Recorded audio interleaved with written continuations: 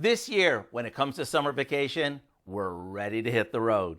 And with international travel pretty much on hold, we're craving new ways to explore our country.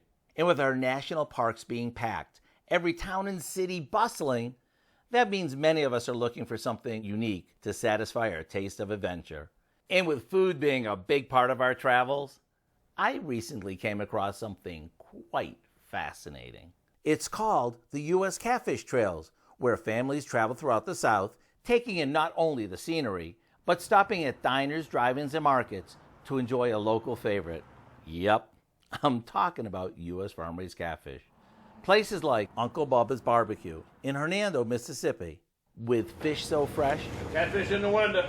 it's practically wiggling. Or imagine a visit to Pat's Fisherman's Wharf in Henderson, Louisiana, where the chef says his catfish is so good, I'll guarantee you, your lips will be smacking.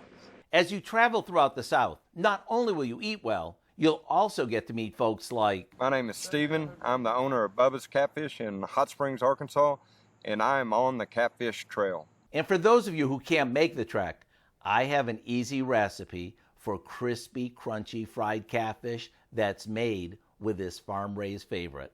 I'm Howard in the Mr. Food Test Kitchen, where today we found a trailblazing way for you to say, ooh, it's so good. Mm-mm-mm.